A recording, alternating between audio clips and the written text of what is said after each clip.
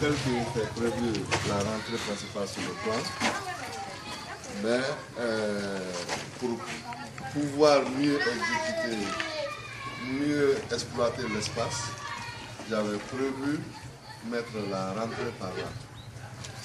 Bon, ce qui s'est passé après, bon, on était obligé de fermer ici, mettre la rentrée principale là. Voilà. Donc ici c'est le salon jumelé à la salle à manger. Et c'est l'espace prévu pour la cage d'escalier. Derrière vous, c'est le garage. Salle à manger, c'est où? Ici. Et le salon. Et le salon. Ça va ensemble. J'avais prévu la rentrée de l'autre côté. La maison est pleine. Hein? Voilà, j'avais prévu. C'est plein déjà. Vas-y, il est là.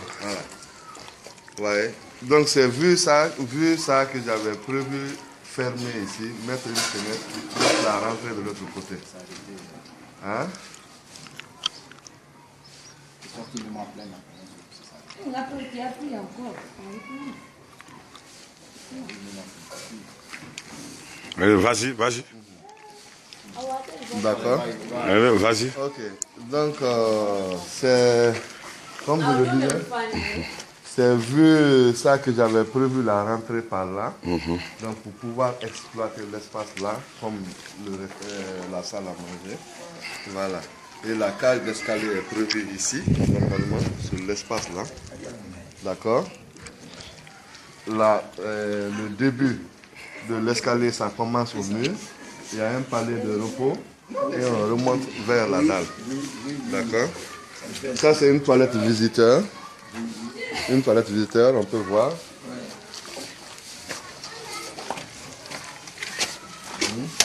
Voilà. Donc, à entrée discrète. Hein. Et là aussi, il y a une légère modification. Parce que normalement, cette rentrée devrait venir de là. Devrait venir par là. Mais je me suis rendu compte qu'en faisant la rentrée à partir de là, ça allait beaucoup trop rétrécir les dimensions de la chambre, de cette chambre. Les visiteurs même ne doivent pas rentrer dans la chambre. Voilà. Si c'est les toilettes des visiteurs, c'est au salon à la rentrée. C'était prévu faire une rentrée indépendante de celle de la chambre, mais ça allait diminuer les dimensions de cette chambre. Est-ce que vous comprenez? Donc, pour ne pas trop réduire les dimensions de cette chambre, j'ai prévu mettre la rentrée toilette visiteur de l'autre côté. D'accord? Alors, ici, sur le plan était prévu une seule toilette. Une seule toilette pour cette chambre. Et une toilette pour l'autre chambre. Mais j'ai profité de l'espace, j'ai créé un dressing. Un dressing pour cette chambre qui va être considérée comme la chambre principale désormais. Donc il y a sa toilette et son dressing. D'accord? Et de là, on a un accès, une terrasse pour la chambre, ce qui fait d'elle la chambre principale comme son nom l'indique. Avec cette structure décorative telle que prévue sur le plan. Voilà. Maintenant, à continuation, nous avons la deuxième chambre. La deuxième chambre qui a sa toilette aussi interne. D'accord. Voilà. Sur le plan, c'était prévu que les deux toilettes soient une à côté de l'autre. Mais bon, j'ai profité du terrain, j'ai utilisé rationnellement l'espace. Donc de telle sorte que chacune de ces chambres ait sa propre toilette, mais en plus aussi que la principale ait son dressing. Et de là, nous avons un couloir, un espace de distribution. Un espace de distribution. Voilà. Entrée à la cuisine indépendante. D'accord, nous avons la cuisine là. Okay. Comme, si on veut, on peut rentrer du salon par cette porte. Et comme c'est, disons, entre guillemets, l'Afrique, il peut y avoir des moments où on n'utilise pas le charbon du bois à l'intérieur de la cuisine. Si c'est pas le gaz, courant. Donc pour ne pas salir l'intérieur de la cuisine avec la fumée, donc j'ai prévu une terrasse pour que madame au moins, ou bien la bonne au moins puisse cuisiner avec le charbon sur la terrasse. Voilà. Donc, elle peut vous piler ce qu'il y a à piler là dans le petit mortier. Et donc, ça ne fait pas de bruit, ça ne fait pas trop de dommages à l'intérieur de la cuisine. Voilà.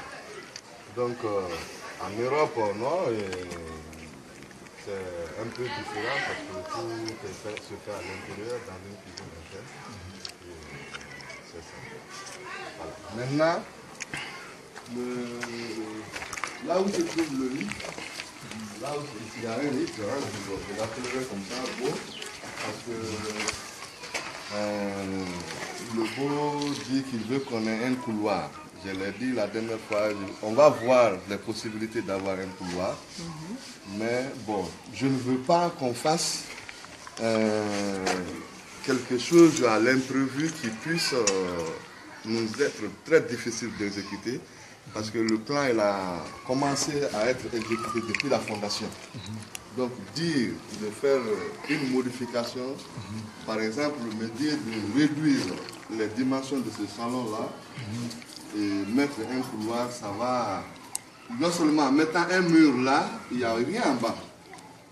Il n'y a rien en bas, mais partout où les autres murs la passent, il y a eu d'abord un trou en bas où il y a eu du béton. C'est préparé pour supporter un mur, pour supporter la charge.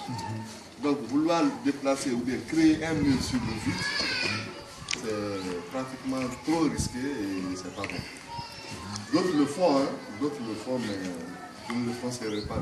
Parce que vaille que vaille, ça va supporter la charge et vraiment je ne le conseille pas.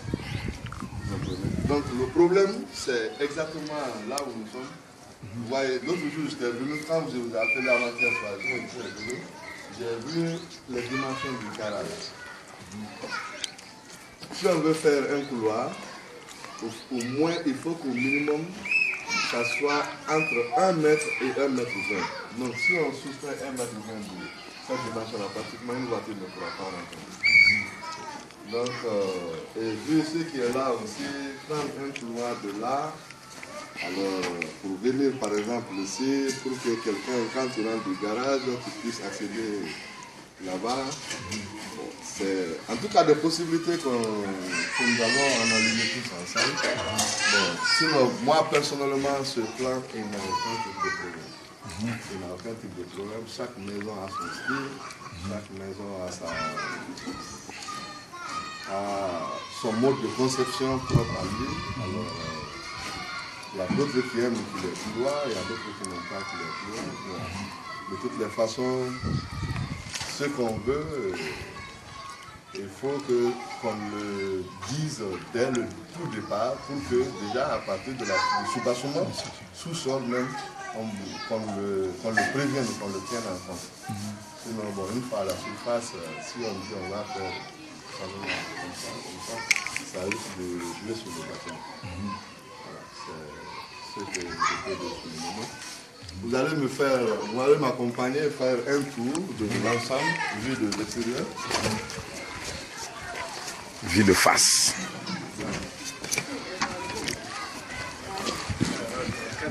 C'est le dessin technique. Ça, c'est la façade principale.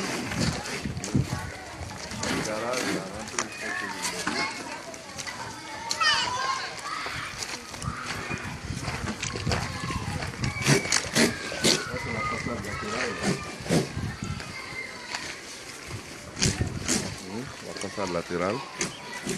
Voilà. Bon, la façade postérieure se trouve de l'autre côté. Je ne sais pas si avec la caméra vous pourriez voir l'ensemble. Oui. Doucement avec les pointes. Hein?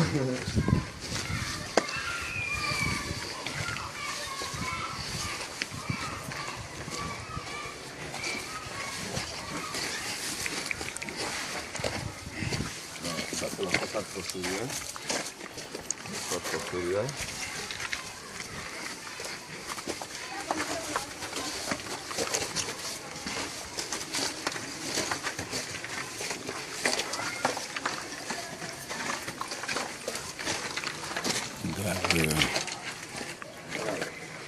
Et ça c'est la façade latérale droite. Là, on n'a pas décoffré encore pour voir comment ça devrait rester. Par rapport au texte.